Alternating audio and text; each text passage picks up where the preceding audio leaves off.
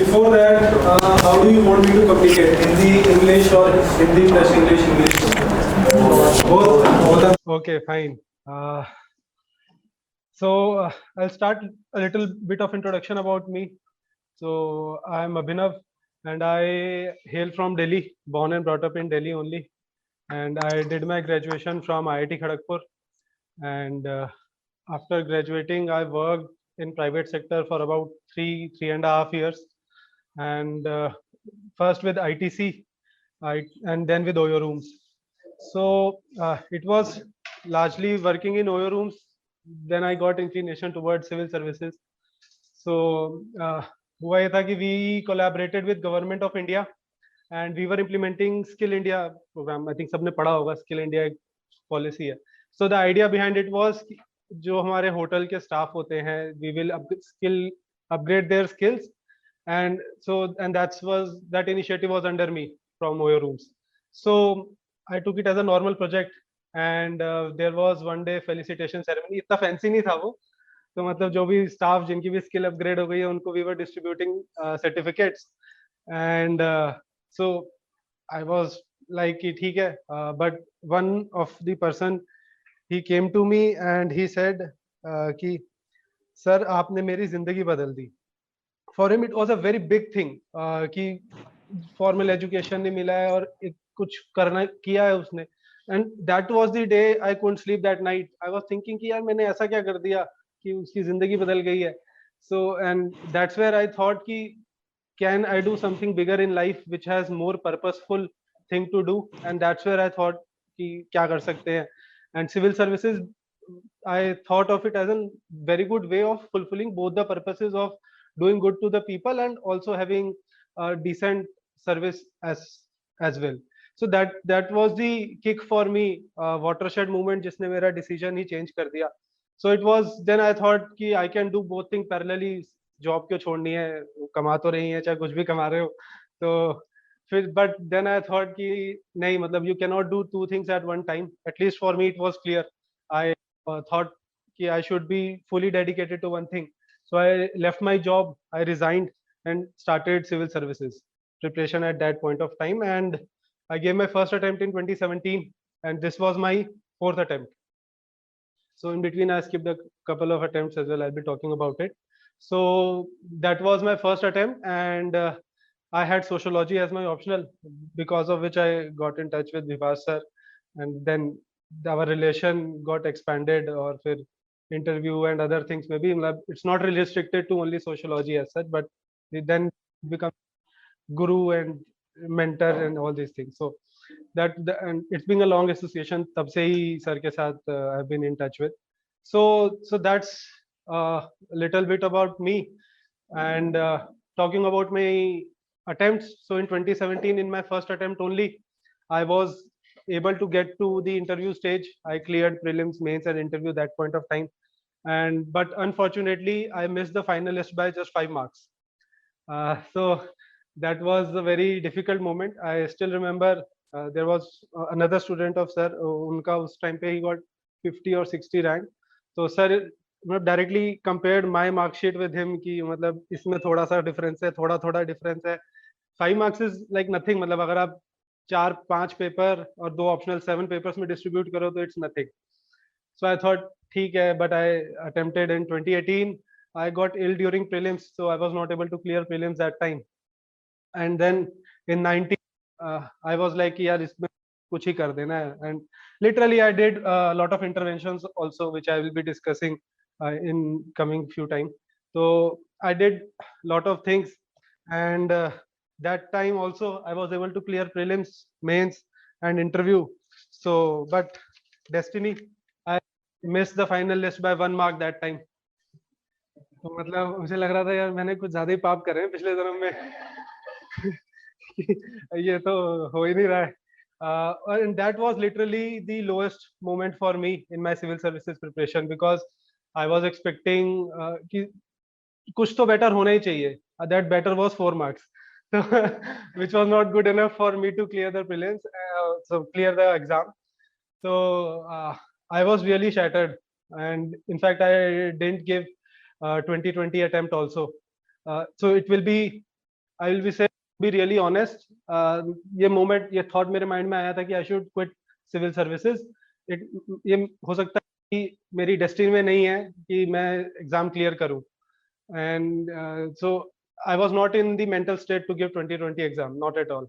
Apparently I got married also during that year, और फिर 21 में my family, wife, सबने थोड़ा डिस्कस किया, encourage किया कि you should give one again. And I also thought about it because it's not only about what you study, but it's also equally important about कि आप किस mental state में पढ़ते हैं. Are you motivated enough? Because exam itself is of 1 year. And you need 1 year at least कि आप पहले उससे पढ़ भी रहे हैं. So you always have to be and enthusiastic about going for the preparation. So somehow I gathered myself, दोबारा शुरू किया, शुरू मतलब not from scratch, but obviously जहाँ से मैंने छोड़ा था. But in all my attempts, what I used to think is one simple motto कि I always have to do some delta. If I am here and I am expecting to go here, so this journey cannot be expected because of same input. मैं ये नहीं सोच सकता हूँ कि मैंने जितनी मेहनत यहाँ करी थी या जो यहाँ किया था सेम चीज दोबारा कर लेता हूँ तो मुझे यहाँ होना चाहिए. So in all my attempts or whenever I used to study, I used to think कि what extra I am doing, because of which at least I can promise I can say to myself कि I can expect something better results. So I always think about delta. तो वो delta किया मैंने, हर बार किया था, इस बार भी किया. It was I'll be talking about कि दोनों प्री मेंस में क्या था, but largely it was related to two things. One was related to knowledge,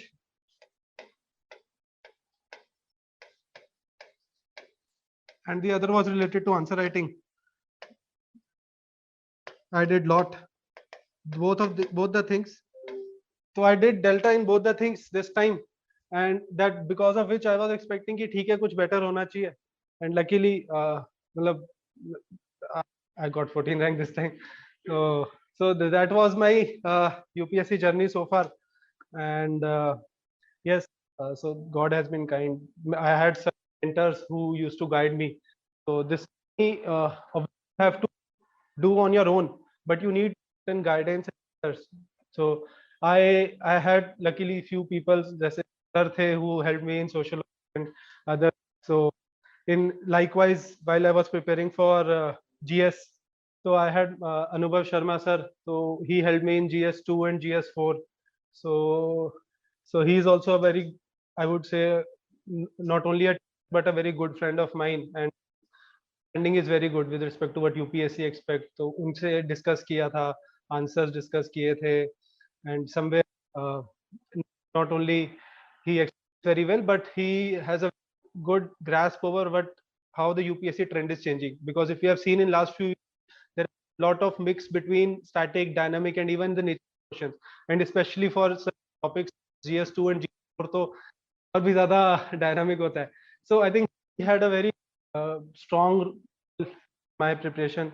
Likewise, I had Praveen Dhaya sir who helped me in essay and some part of socio also in answer writing, and not to mention Vibhas Sharma sir to the. So that has been the civil services journey for me. And boring तो नहीं हो रहा है? अच्छा ठीक है, मतलब थोड़ा सा मैं just बता दिया अपने बारे में कि कैसे था. So that was brief about me, and now I'll just take upon 3 parts: prelims, mains, and interview. Interview is a later stage, so I might take it up very little bit, but pre or mains is something which I'll be discussing more about. Pre is especially which is more relevant to you, and I hope I'm audible to online guys. ठीक है. So Yes, sir. okay, fine, thank you.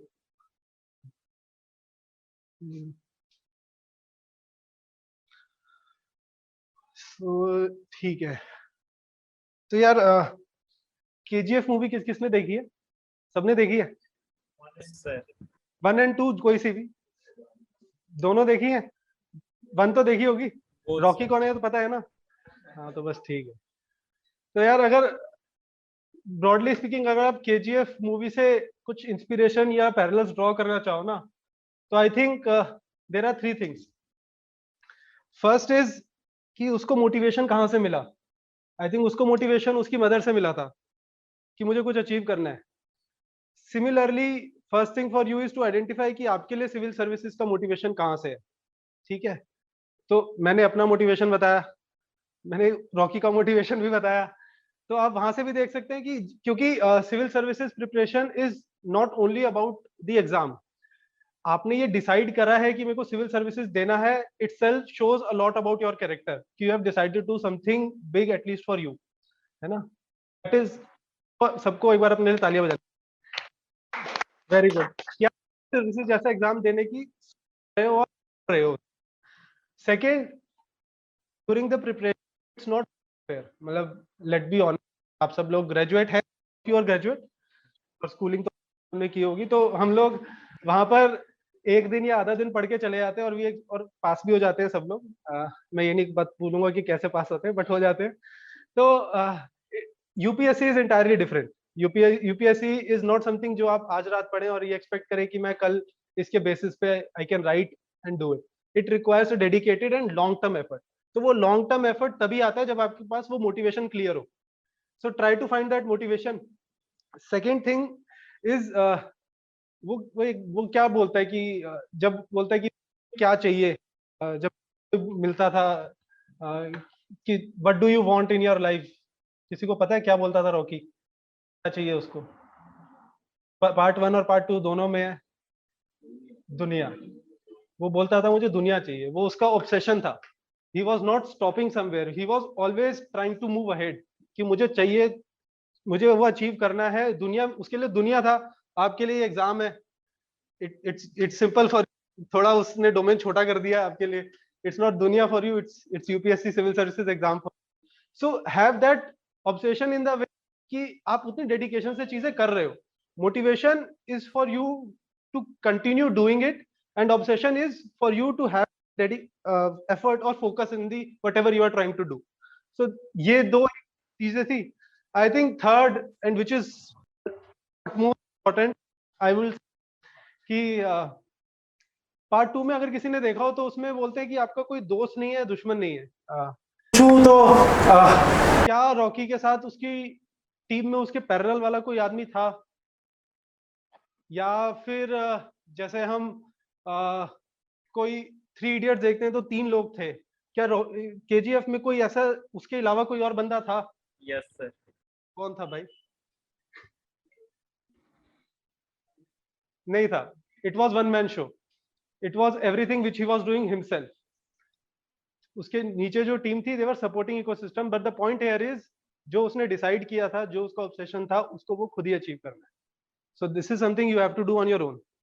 तो that's how, मतलब just a way कि KGF सबको पता ही है, तो I thought of it and that's how I looked at it and I also like the movie. पता नहीं बाकी लोगों को पसंद आई होगी कि नहीं, तो आई वॉच्ड इट 2 times, तो both the parts. So but yes, the thing here is whatever you are trying to do, आपको एक मोटिवेशन चाहिए, उस पर डेडिकेटेडली करने के लिए एक ऑब्सेशन चाहिए to do it.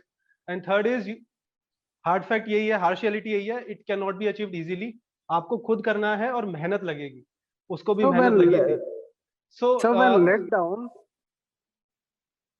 When let down कैसे उसको डील करेंगे?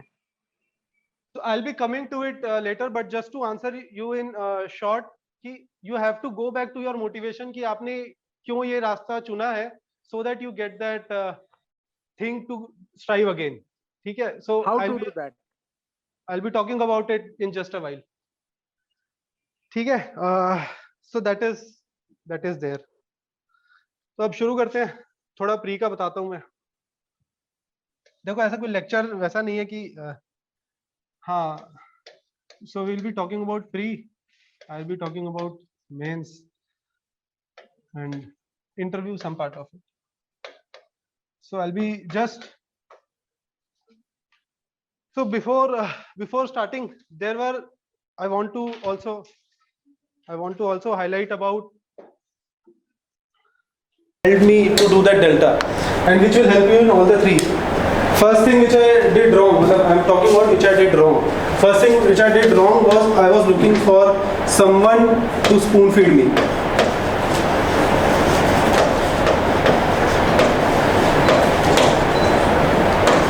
Second thing was I had fear of answer writing.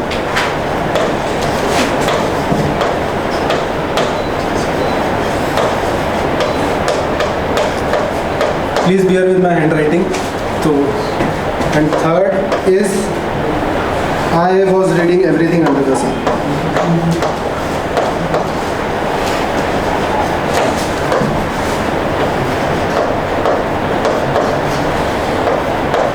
So यार फर्स्ट थिंग फर्स्ट, जैसे I also use to think कि मैं जब भी किसी से मिल रहा हूँ ना तो मुझे कुछ ऐसा रेडीमेड मटेरियल मिल जाए कि बस मैं ये पढ़ लूँ और मेरा काम हो जाए.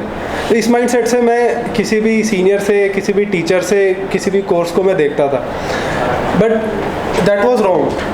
वन शुड नॉट एक्सपेक्ट कि यू शुड गेट समथिंग जो आपको डायरेक्टली मतलब थाली में परोस के कहते हैं ना, दे दिया गया. You can gate guidance, you can get right direction. जैसे मैं आपसे बात कर रहा हूँ, आपके टीचर्स आपसे बात करते हैं, मेंटर्स जैसे मैंने नाम दिया, they guide you. But ultimately करना आप ही को है यार. There is a long path which you need to travel. There are certain things which you need to do. There can not be shortcut about it. तो you can not expect someone to spoon feed you directly. So that is the first mistake which I did, and so I realized it hard way जब मेरा छूटा था. तो but I think you can learn it an easier way by through my experience, and try what you need to do, and not this I will be talking about it, but this is first thing which you don't which I did wrong, and I expect you not to do it. Second was I had fear of answer writing. To be very honest, आपको 3 घंटे paper लिखना है. It's not an easy job. और पहले के papers जो मैं लिखता था वो तो 4-4 घंटे लगते हैं. तो मुझे पहला पेपर कंप्लीट, पूरे 3 घंटे के पेपर को कंप्लीट करने में. So I had a fear of answer writing. Obviously यार it's a labour thing to do. And one feel है पढ़ लेते हैं, पढ़ लेंगे तो फिर लिख ही लेंगे. But that is not what is expected. तो you have to don't have fear of answer writing. In fact, for you, it should be natural to do answer writing and do the written part. So it's also linked to your notes making. I'll be talking about it when I'll be discussing mains. So you should not be having fear of writing answers. चाहे 2 answer 3 answer जो भी लिखते हो, शुरुआत वहीं से करो, but have an habit of writing answers. So 150 word, 250 word, whatever you are doing, to do it. Third is everything under the sun. अब यूपीएससी की मुझसे बहुत लोग बुक लिस्ट पूछते हैं. ठीक है, आप मैंने भी देखी थी. वो बुक लिस्ट इतनी लंबी होती है. एनसीईआरटी 50 बता दी, फिर लक्ष्मीकांत बता दिया, फिर ये बता दिया. तो आज ये पढ़ा है, कल किसी और से मिले हो वो कोई और 3 नई बुक बता देगा. और आजकल तो यूट्यूब पे ही न्यूज़पेपर एनालिसिस के नाम से 10 वीडियो मिल जाएंगी. तो यार I was also somewhere lost. I was जो भी मुझे जो बताता था मैं सोचता था क्या पता है इसमें कुछ हो, ये भी पढ़ लेता हूँ, ये भी पढ़ लेता हूँ, ये भी पढ़ लेता हूँ, ये भी पढ़ लेता हूँ. तो I was reading everything under the sun. और instead of having my own notes, I would say instead of becoming district collector, I was becoming notes collector. जहाँ से नोट्स मिल रहे हैं, नोट्स ला के रख लो. पढ़ लेंगे कभी भी, पढ़ तो लेंगे ही, ला के रख लो. जहाँ भी नोट्स मिल रहे हैं ऑनलाइन, सॉफ्ट कॉपी में, हार्ड कॉपी में, तो वो बहुत बड़ा पाइलअप हो जाता था. सो ये top 3 मिस्टेक्स थी. I can elaborate also on this, but these were the top 3 mistakes I will say which I did, and most of normal aspirant also have some of the similar mistakes. So you don't have to do this. What you have to do rather is, I'll be slightly talking about mains here because it is related to mains, and then I'll go to pre. So you have to restrict yourself. If someone can find a crux out of it, you have to restrict yourself. How will you restrict? तो UPSC ने ना आपको 2 Bible दी हुई हैं, उनसे ही आपको अपने आप को रिस्ट्रिक्ट करना है. फर्स्ट थिंग इज, इसमें नेक्स्ट स्लाइड होता है. हाँ, first thing is UPSC syllabus.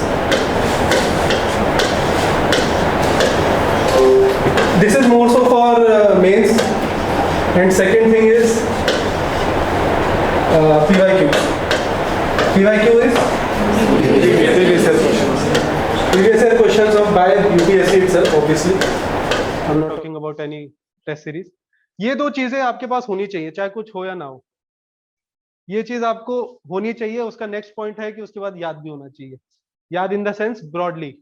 Let's say food processing is a term which is mentioned in paper 3, है ना. Globalization, urbanization is something which is mentioned in paper 1, है ना. Separation of power, self help group, pressure groups, this is a word which are mention in paper too. तो इस तरह से, अब मैं यहाँ पे लिख के नहीं लाया हूँ, मुझे याद है। तो इस तरह से आपको याद होना चाहिए कि यूपीएससी सिलेबस में क्या वो कीवर्ड्स हैं, and these are exact words which are mentioned by UPSC in the syllabus which they have given to you. This is what they expect you to study and not everything under the sun. ठीक है, आपको यहीं से अपने आप को limit करना है। If you have to limit yourself from the UPSC syllabus only, तो अब आपको ये, मैंने ये किया था कि मेरे स्टडी टेबल पे सारे सिलेबस चिपका लिए थे। जब मैं वो पढ़ता रहता था कि ठीक है, पहले तो एक तो हाथ से ही लिखा था पूरा सिलेबस, जस्ट टू अंडरस्टैंड कि सिलेबस में क्या है। बट ठीक है, you can get printed also, is not, but the point here is कि यू शुड नो कि सिलेबस में क्या है, if not verbatim but at least as a broader को होना चाहिए कि सिलेबस में क्या पूछा गया। सिलेबस को अकॉर्डिंग टू यू टारगेट क्या होता है? Can we take this questions at the and?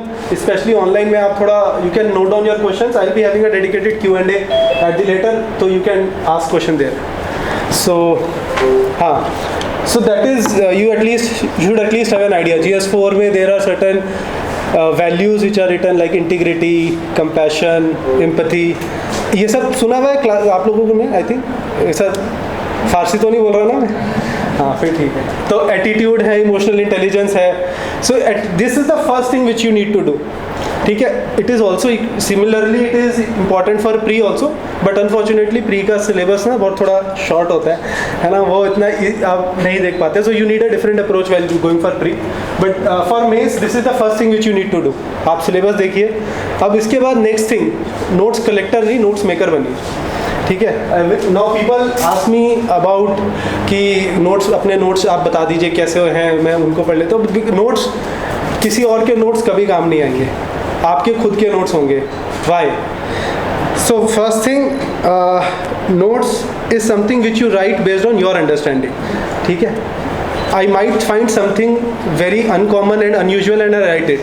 Similarly, मुझे ऐसा कुछ किसी हर टॉपिक में, let's say अगर प्रेशर ग्रुप ही है, उसमें there might be certain concepts which are known to me, concepts उसमें मुझे पता होंगे अंडरस्टैंडिंग के, तो I will not write it. If you are reading the same notes, तो वो skip हो जाएगा आपका। तो इसीलिए मैक्सिमम टाइम्स होता है कि हम दूसरे के नोट्स जब पढ़ते हैं ना, तो वो हमें समझ ही नहीं आता है कि क्या हो रहा है। तो आपको रेफर करने के लिए ठीक है, but there can not be your own to go thing के लिए आपका अपने ही नोट्स होंगे। So that is the first thing, because वो कंप्लीट नहीं होते हैं। Second is note something important इसलिए because that is your X factor. Ultimately ये कॉम्पिटिशन है। ठीक है, आप अपने नोट्स में कुछ ऐसा लिखोगे जो मे बी किसी और ने नहीं लिखा है, तभी आपके नोट्स डिफरेंट होंगे, और तभी नोट से ही आंसर आते हैं, तो तभी आपका आंसर भी डिफरेंट होगा। And third thing is it prevents you from digressing, कि आप आज अपने नोट्स पढ़ रहे हो, कल किसी और के नोट्स पढ़ रहे हो। अगर आपके नोट्स नहीं है तो आज आप किसी और का मटेरियल पढ़ रहे हो, कल किसी और का मटेरियल पढ़ोगे, परसों किसी और का मटेरियल पढ़ोगे। तो notes is something which will prevent you from digressing and it will help you remain on track. If I say you have to let's say revise agriculture, और you have to revise food subsidies, और you have to revise सब let's there is a buffer stock, ये सभी GS3 के syllabus में keywords हैं। तो you know कि यार मुझे क्या पढ़ना है। आप ऐसे ब्लैंक नहीं हो कि जाके अब मैं गूगल सर्च करूंगा तब मेरा बफर स्टॉक टॉपिक रिवाइज होगा। So that is the importance of notes, and that is my first and sincere advice to all of you. If you have not done it, so start doing it. Since you are appearing for 23, so you have good enough time to spend on it.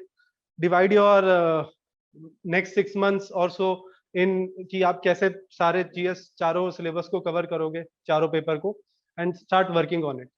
So that is the first thing which you need to do, and that's how your domain gets restricted. अब जो भी करना है फिर उसके बाद उसमें थोड़ी बहुत वैल्यू एडिशन करनी है with respect to current affairs or any new thing which you get to hear or learn about. But your base material should get ready, let's say by end of this year or maximum by January or so. I'm giving you a broader timeline framework also. So that is what you need to do. And how you will check the sanctity of your notes कि मैंने जो बनाया सही है कि नहीं, उसके लिए जाओ सेकंड चीज पे, प्रीवियस ईयर क्वेश्चन। अगर आपने लेट्स से किसी भी टॉपिक के नोट्स बना लिए, just go to previous year question. और हर एक में पेपर की थोड़ी स्लाइटली डिमांड डिफरेंट है। GS1 for example, GS1 is history, society,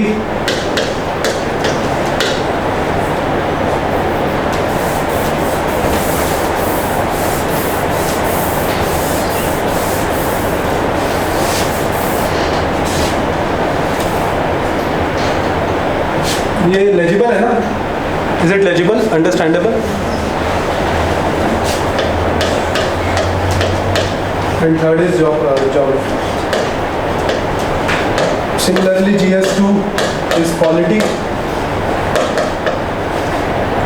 governance, GS3 ये सबसे बड़ा है, इकोनॉमी, SNP और आई वुड से इंटरनल सिक्योरिटी, ये भी टॉपिक है पता है? डिजास्टर मैनेजमेंट भी एक है, SNP भी है और एक इन्वायरमेंट भी है। सिलेबस वाइज सबसे बड़ा ये है और नॉलेज वाइज सबसे बड़ा ये है, बस ये बीच में मिक्स है दोनों का। और GS4 is I would say most understanding base and it require lot of time, सबसे ज़्यादा टाइम आई थिंक इसी में चाहिए। I talk about why, because इसमें there are certain concepts which need to be understood. Technical aspect है, जैसे कि emotional intelligence क्या होता है, डिओन्टोलॉजी क्या होता है, टेलियोलॉजी क्या होता है, that is first. And second is values. तो जब तक आपको कंसेप्ट्स अंडरस्टैंडिंग और एप्लीकेशन नहीं है तब तक आप उसको कोटेशन से रिलेट नहीं कर पाओगे। और क्वेश्चंस इतने डायरेक्ट आते भी नहीं है उसमें कि direct simply tell me what is emotional intelligence and features of it. कुछ भी क्वेश्चन आ जाएंगे बट लार्जली नहीं होते इतने straight forward. So you need a long term approach and you need dedicatedly work on this at least for next full year जब भी आप पढ़ना, तो इसको तो हमेशा माइंड में रखना ही है। So this is largely with respect to कि हमें करना क्या क्या है। हाँ, इसमें इनके नोट्स में ज़्यादातर आपकी फैक्चुअल चीज़ें होंगी, टाइमलाइन बेस्ड होगा, और जैसे आप मुगल लिख रहे हो तो जैसे गुप्ता एज लिख रहे हो या मौर्य एज लिख रहे हो तो उसके बारे में पूरी इन्फॉर्मेशन, दिस इज मोर। इसको भी माइंड में रखो, यहाँ प्रिपेयर कर रहे हो तो इसको भी माइंड में रखो। GS3 ये सबसे वास्ट है, इसमें सम पार्ट आर कंसेप्चुअल जैसे GDP, agriculture, food subsidy, but the good part and I would से it is the beauty of GS3, ये सबसे ऑब्जेक्टिव सिलेबस है। इसमें सबसे ज़्यादा UPSC ने खुद एक्सप्लेन किया हुआ है कि करना क्या है। तो इसका syllabus is first thing you can see. अगर आपने नहीं किया तो I would suggest start with GS3 because you will have a much more clarity about what is expected out of you. Food processing जो कीवर्ड्स मैं बोल रहा था वो सब इसमें स्पेसिफिकली लिखे। तो economy is very much elaborative. Internal security और DM आधे लोगों को तो पता ही नहीं होता है कि ये भी हमारा सिलेबस में आता है ना। And interesting part is this is I would से पैराडॉक्स ओनली कि ये जो पार्ट है ना ये सबसे ज़्यादा निगलेक्टेड है और ये सबसे ज़्यादा रिवॉर्डिंग है UPSC के पॉइंट ऑफ व्यू से। क्योंकि अगर आप एक क्वेश्चन देखोगे ना, there is a topic which is cyber security. अब ये किस में आएगा, इन सब में किस में आएगा वो, इंटरनल सिक्योरिटी। अब आधे लोग तो पढ़ते ही नहीं है। अब आप PYQ देखोगे ना, विदाउट फेल हर साल इस पे क्वेश्चन आता है, विदाउट फेल। अब जब आपने PYQ नहीं देखे हैं, सिलेबस नहीं देखा है, तो फिर आप कैसे एक्सपेक्ट करोगे कि आप आंसर लिख के आ जाओ। और जब आपके पास मटीरियल ही नहीं होगा, नॉलेज ही नहीं होगी, तो फिर representation of knowledge is a different ball game all together. तो इसीलिए इंटरनल सिक्योरिटी और DML काफ़ी हद तक प्रेडिक्टेबल है, चीज़ें नोन है, तो आप ये चीज़ें ऑब्वियसली कवर करनी है। उसमें भी दिए हुए मनी लॉन्ड्रिंग लिखा है, बॉर्डर इश्यूज लिखा है, वो सब चीज़ें देखो और फिर प्रायोरिटाइज कर सकते हो PYQs से अगर आपको समझ नहीं आ रहा है तो। जैसे पेपर 3 में ही एक है forces and there mandate, security forces and there mandate, I think last point है। इतना ज़्यादा वो नहीं पूछा गया है, ठीक है। तो instead of focusing a lot on that, I would से साइबर सिक्योरिटी पे पहले फोकस करो ना। अगर ये हो गया है उसके बाद उस पर काम करो। So this is how you can prioritise your time, effort and energy, everything. फिर साइंस, SNT एंड एनवायरनमेंट, ये तो है ही current affair based, plus some bit of understanding. जैसे नैनोटेक है सिलेबस में लिखा हुआ, बायोटेक, नैनोटेक भी वर्ड लिखा हुआ है सिलेबस में, और उसमें से क्वेश्चन पूछते हैं डायरेक्टली। तो वो टेक्नोलॉजी का बेसिक अंडरस्टैंडिंग आपको पता होना चाहिए, डेफिनेशन क्या है, गवर्नमेंट की स्कीम्स क्या हैं, फिर उसकी एप्लीकेशन कहाँ का, हेल्थ, एजुकेशन, एग्रीकल्चर में कैसे होती है। उसके बाद करंट अफेयर से लिंकअप कर लो, करंट अफेयर के हिसाब से प्रायोरिटाइज कर लो। लास्ट 1 ईयर में स्पेस के बारे में सबसे ज़्यादा इश्यूज़ रहे हैं, तो स्पेस टेक्नोलॉजी को थोड़ा ज़्यादा फोकस करना है, because there is not much objectivity in these 2 syllabus as compare to economics. So you have to prioritize yourself. तो प्रायोरिटाइज प्रीवियस ईयर क्वेश्चंस और करंट अफेयर की हैपनिंग से करो। क्लियर है अब तक? मेंस के लिए आइडिया मिल गया कैसे करना है. So consistency, some man was asking me online कि आप उसको कंसिस्टेंट आपके एफर्ट्स आते कैसे थे. बिकॉज आई है टाइम टेबल डजंट मीन कि यार मतलब जैसे बचपन में बताया जाता है कि सिर्फ आप लिख लेते हो 2 से 3 क्या करोगे, 4 से 5 करोगे. That is very small part of it. Time table is important for discipline and bringing consistency. So there is a book by James Clear, उनकी बुक है एटॉमिक हैबिट्स. तो उनमें उन्होंने यही बात बताई है कि कैसे आपकी स्मॉल एक हैबिट होती है ना कंसिस्टेंसी की, तो how it can bring change in you. Just to give, अगर आप 1% भी रोज चेंज होते हो ना और इसको मेंटेन करते हो according to him, and this is mathematically proven, तो in 365 days you will be 38 times better what you are today, provided you are doing it daily 365 days. Similarly chill मार देते हो, नहीं कर रहे हो, कुछ नहीं, 1% ही आपका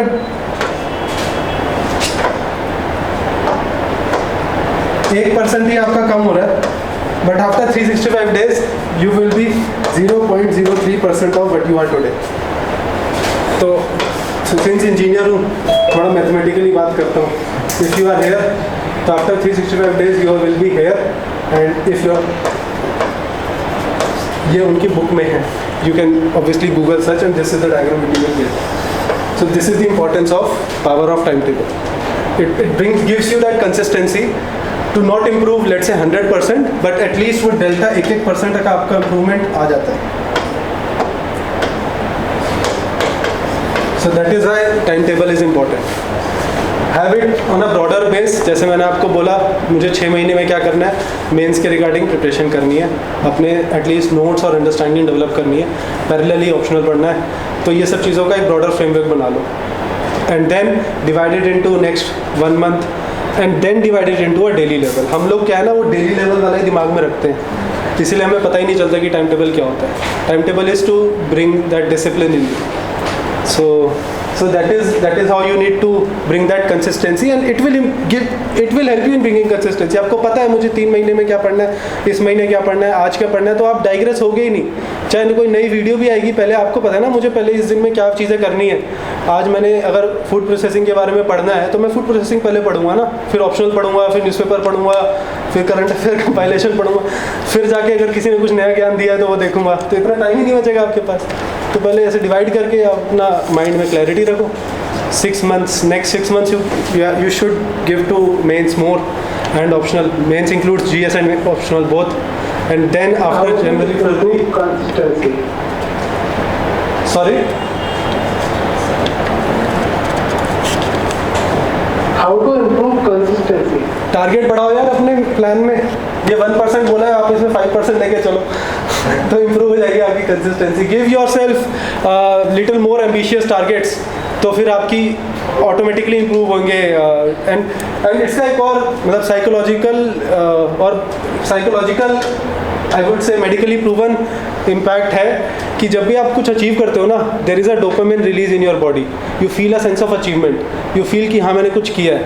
अगर आप रोज़ जो प्लान बनाया ना उसमें जब लास्ट रात को सोने से पहले से टिक लगाओगे ना, ये सब मैंने कर लिया, तो वो जो फीलिंग आएगी ना, that will give you motivation to consistently do it next day, next week, next month, next 6 months, next 1 year. So that is how you prepare yourself. So till now I am just talking about how to prepare yourself, and to be very honest, this is what you should learn from others also, कि how to prepare. जो first point मैंने बोला था ना, don't expect someone to directly spoon feed you. You should only understand कि कैसे चलना है, बिकॉज चलना तो फिर आपको खुद ही है. So that is what you should also do. Have a timetable, have something, all these things in my mind.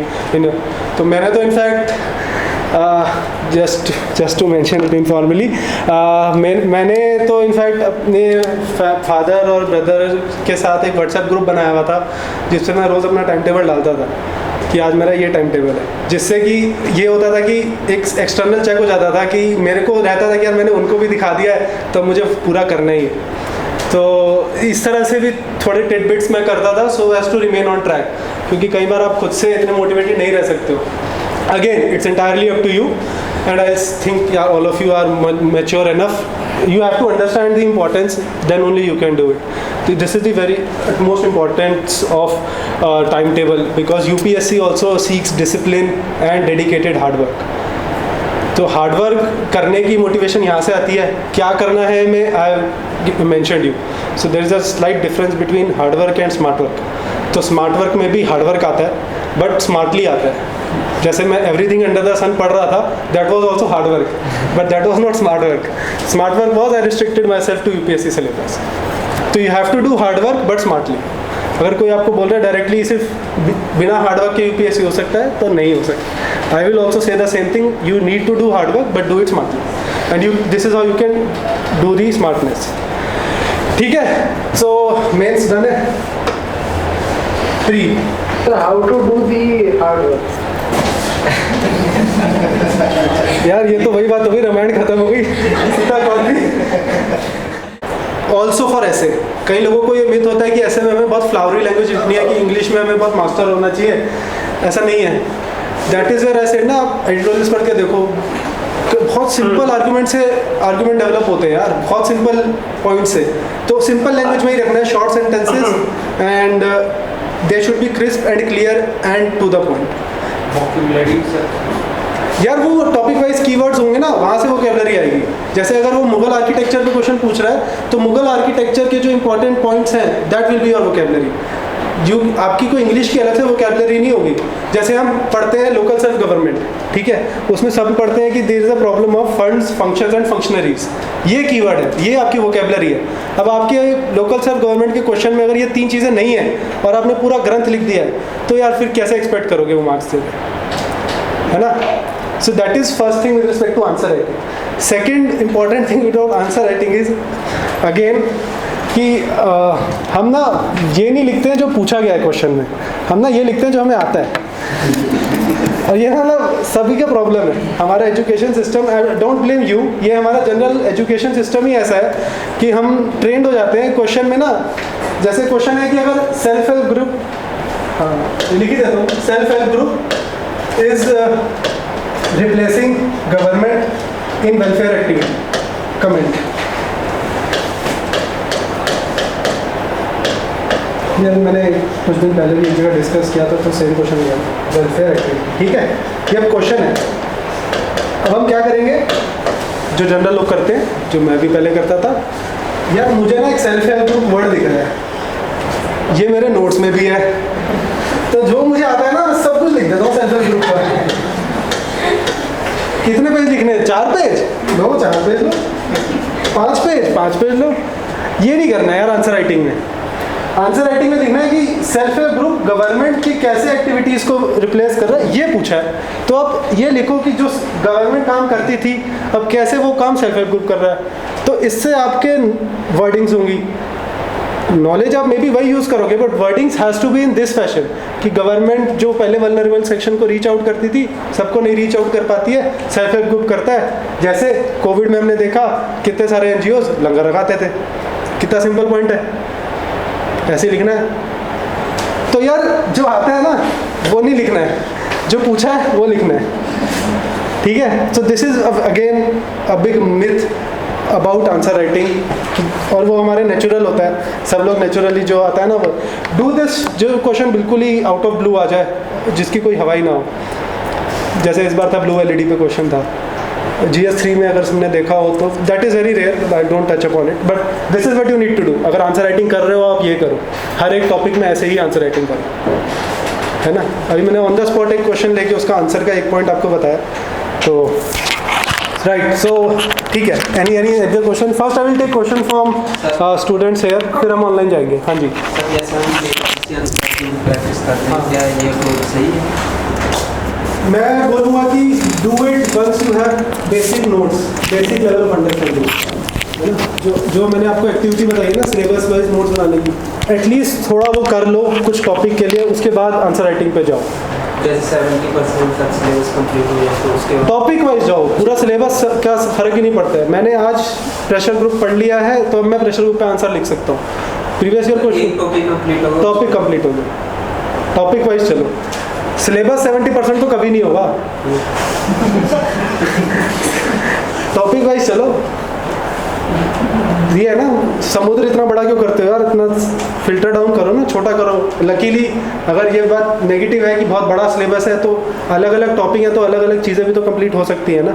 Interlinkage बाद में करना, पहले कम से कम जो टॉपिक स्टैंड अलोन है उनका तो करो। Any other question from class? हाँ जी। आप बोले कि 70% होता ही नहीं, तो एज इट मैं पकड़ रहा हूँ 30% नहीं होता, तो कौन से 30% होने चाहिए जो नहीं है? यार मेरा कहने का मतलब ये था कि जो आप नोट्स भी अगर बनाते हो ना, तो नोट्स में से भी आपको 100% याद नहीं रहेगा। याद भी रहेगा तो आप 100% लिख नहीं पाओगे। तो to that extent what I meant was 70%। Notes तो आपको कीवर्ड तो सारे कवर करने हैं, आप ये नहीं बोल सकते मैं साइबर सिक्योरिटी के नोट्स नहीं बनाता हूँ 30% में मेरे लिए, वो तो आपको करना ही है।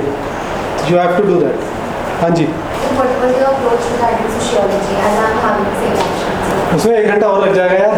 तो बट उसमें ब्रॉडली स्पीकिंग बेसिक फंडामेंटल्स ऐसे ही रखो, सिलेबस वाइज चलो और PYQs लगाओ। सिलेबस वाइज उसके भी कीवर्ड्स के नोट्स वगैरह बनाओ। It will be much more elaborative and extensive because है ही ऑप्शनल और डेडिकेटेड सब्जेक्ट है। मार्क्स में 1 पेज में नहीं होगा मार्क्स, जो टाइम है उसको लगाओ but do PYQs, that is how you need to do it. Sir in a one line, strategy आप your बता सकते हैं एक ब्रॉड वे में, लाइक कैसा होना चाहिए yearly strategy? Yeah, I think I've answered it. आपको अभी फॉर फर्स्ट 6-7 मंथ्स अगर 23 कर रहे हो फोकस, तो next 6-7 months dedicatedly mains regarding करो काम for both GS and optional. Next 3-4 months मई में है ना पेपर, कब है? मई में। हाँ, तो मई से 3-4 महीने पहले फिर प्री ओरिएंटेड कर लो। तो depending upon which stage you are, if you are more comfortable in pre और मेंस में इस अप्रोच के बाद लग रहा है कि मेरा हाथ तंग है, तो मेंस को ज़्यादा टाइम दे दो, नहीं तो automatically few months 1-2 months plus minus. Optional? यार when I am saying mains तो it includes GS and optional both. Sir, what should be the approach towards the optional? Because it may be like our GS papers, like we have to just gain the knowledge about what is the content provided by the books, and we have to write. Or we should apply the practical knowledge in our questions, based questions. यार I cannot comment on every other optional per se, but someone in the class also asked about sociology, जो मेरा optional था। तो if I talk about elaborative strategy like this on optional तो बहुत time लग जाएगा। And just to summarize जो मैंने अभी बोला भी था, I will reiterate it again. Fundamentals यही रखो with respect to your approach towards optional कि मुझे syllabus और PYQs से related ही पढ़ना है।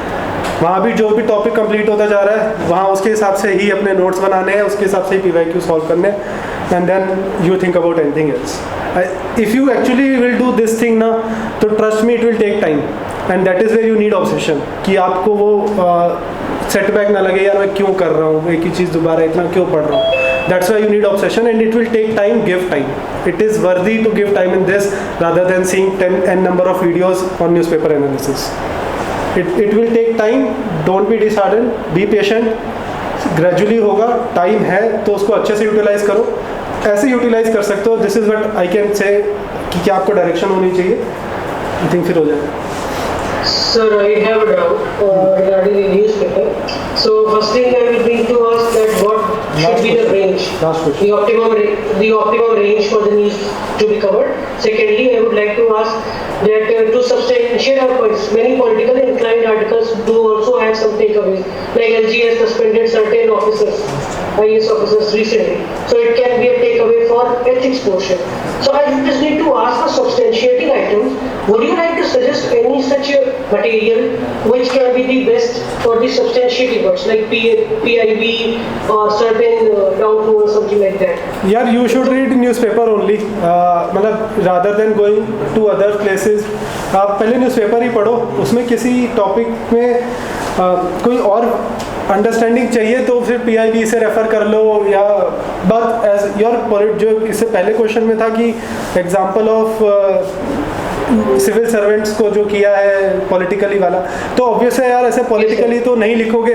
यू कैन जस्ट से कि रिसेंटली सिविल सर्वेंट्स वर जो भी है दे वर ट्रांसफर्ड, ऐसे करके लिख सकते हो। तो अभी एक उससे पहले भी एग्जांपल हुआ था जब हरियाणा में एक IAS ऑफिसर का एक इंस्टेंस हुआ था, तो obviously you will not name any officer as such, आप लेकिन उसको एक एग्जांपल की तरह लिख सकते हो कि that showed lack of emotional intelligence, तो ऐसे करके लिख सकते हो आप, just use it as a example to substantiate, और कहीं आपको रेडीमेड नहीं मिलेगा, you have to do it on your own, newspaper से बेटर कोई सोर्स नहीं है to do it. So would you have observed any range of news that from this month, this year, range from Yeah. this June? Generally mains में 1 साल का ही रहता है, क्योंकि उससे पहले वाला लास्ट ईयर कवर हो जाता है, और न्यूज़पेपर इज समथिंग, पहले आप आज का तो पढ़ लो फिर ही दूसरा पढ़ सकते हो, लोगों से उस दिन का ही नहीं होता है, तो पहले आप आज का पढ़ो, आप बहुत एफिशिएंट हो तो फिर बैक डेट लेना उठाना शुरू करो, बट पहले आज का तो पढ़ लो। Sir, can you also suggest this Yojana Kurukshetra down to a PIV? Should we approach over there or not? Or यार again and that goes for any material और every material which you study, हमेशा उस चीज़ को UPSC syllabus से evaluate करो। योजना भी अगर आपकी किसी टॉपिक से लिंक्ड आ रही है तो पढ़ो, और जनरली वो होगी तो उस टॉपिक से रिलेवेंस के हिसाब से ही उसको पढ़ना, बहुत ज़्यादा उसको एक अलग से नोट्स बनाने की ज़रूरत नहीं है योजना की, बस उस टॉपिक से जो लिंक्ड है, कोई उसमें स्कीम एक्स्ट्रा लिखी है, कोई फैक्ट एक्स्ट्रा लिखा है, कोई आर्ग्यूमेंट एक्स्ट्रा लिखा है, बस उतना लेके रख लो on that your own note of that topic. So everything which you will read from now, I think you should always evaluate it from the perspective of GS syllabus. I think तभी मैं आपके सामने GS syllabus बता पा रहा हूँ, क्योंकि वो मेरे माइंड में है और आपके माइंड में। कोचिंग इंस्टीट्यूशंस जैसे 16 to 17 प्रोवाइड कराते हैं, फिर भी they are referring to by some other sources, no should be by them और नॉट? 16 to 17 क्या? The coaching institutions are providing like 16 to 17 books in their coaching. हाँ हाँ, So, sir, they are also referring to purchase some more books like the geography or math. So, should we need to purchase them? हाँ यार, आप उनको पहले, अब क्योंकि I have not red सबके मटेरियल पे तो मैं कमेंट कर नहीं सकता हूँ, बट आपका yardstick to evaluate any material should be PYQs। अगर आप अपने मटेरियल से PYQs 100% सॉल्व कर पा रहे हैं तो फिर उस पर रिस्ट्रिक्ट रह के उसको कंसाइज कर लीजिए, नहीं कर पा रहे हैं तो जो एडिशनल बुक्स बताइए वो एक बार रेफर कर लीजिए, तब भी नहीं कर पा रहे हैं तो गूगल सर्च करके पढ़िए। Sir, how to prepare for this research paper? यार हाँ, मतलब you can follow our Telegram और यूट्यूब चैनल पे ना, तो you can just leave comments if I find it, अगर मैं आंसर दे पाऊंगा तो मैं कर दूंगा, अगर मेरे नॉलेज में होगा तो। Sir, हाँ भाई। last question. Sir, during the course of preparation, we failed to confine ourselves as being apolitical, or we failed to be objective about the happenings or developments, and we tend to polarize, either being a scathing critics of the government or a deep-dyed supporter of the government. So, how to negate with that transitional polarization? यार ये तो होना ही नहीं चाहिए, क्योंकि मतलब मैंने कहीं अपनी डिस्कशन में ऐसा एस्पेक्ट किया ही नहीं है, तो ये पहले फर्स्ट एंड फॉरमोस्ट तो ये माइंडसेट ही हटा दो कि मैं किसी आइडियोलॉजी से लिंक अप हो रहा हूँ। आपको बस ऑब्जेक्टिवली सिलेबस के हिसाब से चीज़ों को इवैल्यूएट करना है, अगर हो भी रहे हो तो leave it, otherwise and just start. कोई बात नहीं यार, लीव इट एज इज, आप उसको कुछ कर नहीं सकते हो, आप बस ऑब्जेक्टिव सिलेबस पे अटैच रहो कि मेरे सिलेबस में क्या लिखा है और उसके हिसाब से मुझे क्या आता है और मैं उसके हिसाब से कितना लिख पा रहा हूँ। तो आंसर राइटिंग भी आई टच्ड अपॉन, क्या पढ़ना है भी आई टच्ड अपॉन, कैसे पढ़ना है भी आई टच्ड अपॉन, तो I think I hope it help. Okay, test series कितने मंथ के लिए सस्पेंड है? टेस्ट सीरीज यार I talk about it later, मैंने उसके लिए एक डेडिकेटेड बताया, आप टेलीग्राम पे और यूट्यूब पे I put a video on answer writing and test series, तो वहाँ आप देख सकते हैं। Thank you everyone. Okay, thank you sir, congratulations. Thank you.